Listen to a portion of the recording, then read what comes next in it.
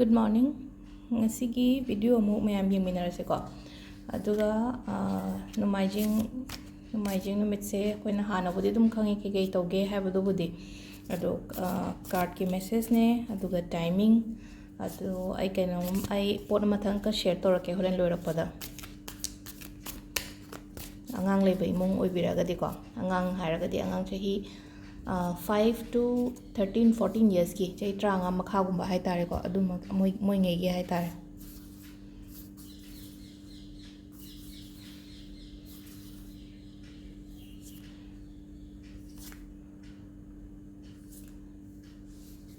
do card se khanbiro card number 1 khansira 2 khansira natraga 3 khansira haibadu nungti gi dumaina ko ado card khala matungda ai card की message ने मतम ने हाइपेतंग I share तौरगे ma'am the सिदा लेरे को अहुम से खले अहुम से कमना क्वाइ फर्स्ट की यंगस को क्वाइ फर्स्ट से द इम्प्रेस ने लाइक को इम्प्रेस से हुजिक से अदुम प्रेग्नेंट में बमिशु यावरंगनी को यावबसे को हाइदि वन खन बमी ngei से अदुगा अमना नंगना नहंगै तौखिबा पोत हाइतारे को समना हाबदा खोइना मरु मो हुल्ले को मरु से हुल्ला कांदा हाइदि मही चोंगपगुम्बा अदुगी मतमदि यौरे को नंगे हाइदि आइना पोत से हुल्ला मतुंदा पाम्बी लाकपा हाइतारे को मरु से हुल्ला मतुंदा पाम्बी गुम्बा चोंखलकपा कोपा हाइतारे एग्जांपल निगो हाइसे अदु हाइदि नंगना तौखिबा पोत हाइतारे को नंगना तौजगबे पोतुगी मही फंगबा मतम अदुमाइना लाक्सले को जिकसे नंबर 2 से एज ऑफ पेंटिकल्स से सिदा सुदुम खम्रा थाजदना हाइदि कैनोमा लाकपगुम्बा को हाइदि ngasiगी नुमेसे थाजदना कैनोम लाकपा हाइरागा सुंग खालुदो पोतगुम्बा लाकनी को अदुगा हाइदि पैसागुम्बा लाकपसु दुम खरा पी को सिदा ngasiसे दो अहुम सुबसिना हाइदि खतंग पोथाबियो इसागी ओइना पोथाबियो खरा हाइदि याम का हेना थबक थबक चिलमगनी यामना चिलमगसु आइगी हाइबा मतम म खतंग काइथोकबियो को थबक येनथोकपा तमु आइनो मांगदसु हाइग्रा सी कार्ड से लाको मतम दुम मी सुम रेगुलर येंगबा मी दि खंगनी कार्ड की मेसेज दुम चा मानबने को हाइदि निमिट की तोंगाले काइना लेते को हाइदि सेम कार्ड तो लागरी मागी मेसेज मागी मीनिंग दि दुम चा मानगनी ना को अदो सिदा इसागी ओइना खतंग मतम का इसागी ओइबा मतम अदुगा प्लस अयन जे हाइदो हाइदि थबक इंखांग को हाइदि आई हाइबा तले दुम तौगी काइन खल्लगा तौगनो येनथो थबक से को अदुगा टाइमिंग अफबा से पुंग 3 का मिनिट 9 दगिना होरेन पुंग 13 फावबा ले को अदुगी मतुंगदा तालकेना 12 गा मिनिट 13 तैना पुंग 1 गा मिनिट 59 फावबा अदुगा नुंधिन गिसे नुंधिन नुंगा ओइरम गिसेना 4 गा मिनिट 93 तगिना नुंदांगी पुंग 9 गा मिनिट 23 फावबा अदुगा अथेंगबागिना 12 गा मिनिट 39 ना पुंग 2 फावबा मगा लेरे को अदो सिसेना टाइमिंग अदुगा संडे सेटकदबा मचू से पिंक नत्रगा मरून से पीबे याई को फिरोन सेट पहारगा दे अदुगा अमना हाइदि संडे पोप मिngei ओइरगसु नत्रगा संडे पोक्ट्रगसु को ngasi नुमाइजिंग संडे हारगदि सन ओइबनेना हाइदि इसिंगुम्बा हाइबियो केनोदा अखोइगी नुमित्ता को इसिंगुम्बा हाइबियो हाइदि इसिंग ऑफर तौबीबा हाइतारे को हजिसे जे आइना वीडियो थेंगे काइनागा हाइदि ngसाइ दु कट खरे काइना कशु काइदे बारो ममांग दो इतारगदि हाइदि एनी टाइम बारो ममांग सिदा को हाइदि बारो ममांग सिदा अयुक चिंगिना को अयुक सिदा हाइदि अमेता दुम हाइबे आइबा हजि आइ वीडियो येंगा मतुंग ngसाइ आइना खुजाइ से पारगा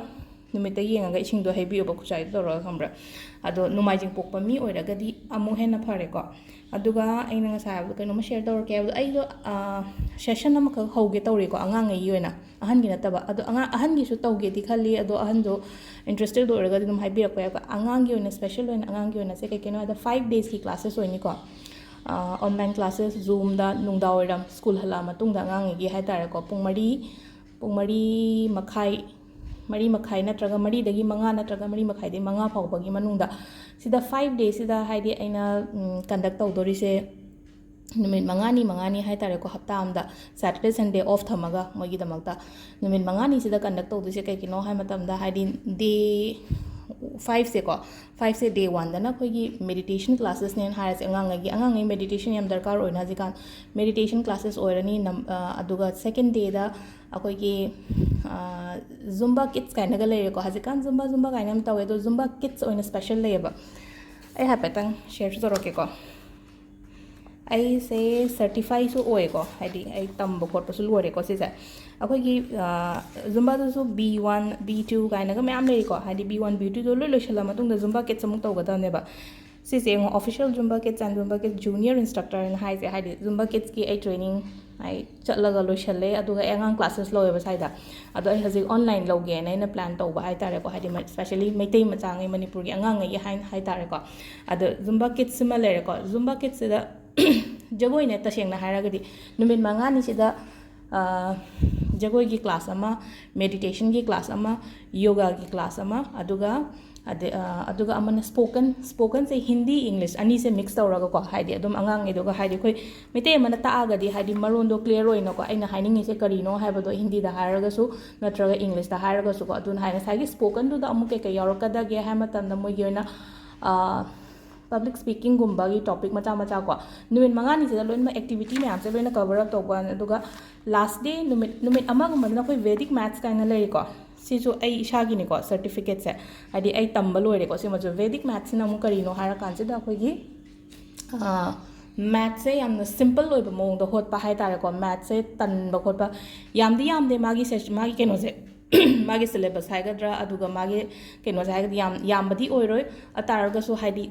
ꯍꯞꯇꯥ ꯑꯃꯗ ꯑꯃꯃꯝ ꯈꯛꯇꯪ ꯇꯧꯕ ꯍꯥꯏꯇꯥꯔꯦ ꯅꯨꯃꯤꯠ ꯃꯉꯥꯅꯤꯁꯦ ꯑꯩꯈꯣꯏꯅ ꯇꯧꯗꯣꯏꯁꯦ ꯑꯃꯅ ꯖꯒꯣꯏ ꯍꯥꯏꯔꯁꯤꯅꯦꯀꯣ ꯖꯨꯝꯕꯥ ꯀꯤꯠꯁꯤꯗ ꯍꯥꯏꯗꯤ ꯖꯨꯝꯕꯥ ꯀꯤꯠꯁꯇꯨꯃ ꯍꯥꯏꯗꯤ ꯃꯣꯏ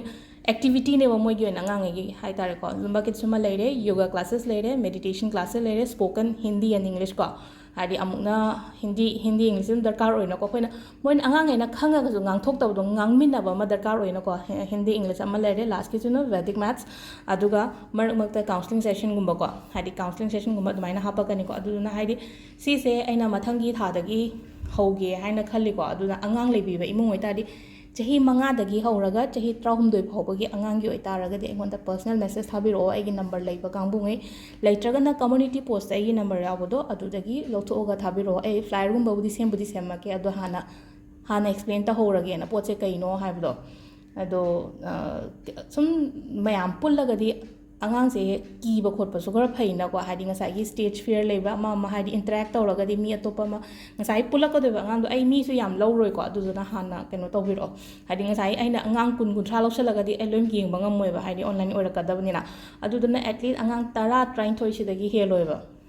ꯑꯗꯣ ꯁꯤꯃꯁꯨ ꯃꯌꯥꯝ ꯏꯟꯇꯔꯦꯁꯇꯦꯠ ꯑꯣꯏꯔꯒꯗꯤ ꯑꯩꯉꯣꯟꯗ ꯃꯦꯁꯦꯖ ꯊꯥꯕꯤꯔꯛꯑꯣꯀꯣ ꯊꯦꯡꯛ ꯌꯨ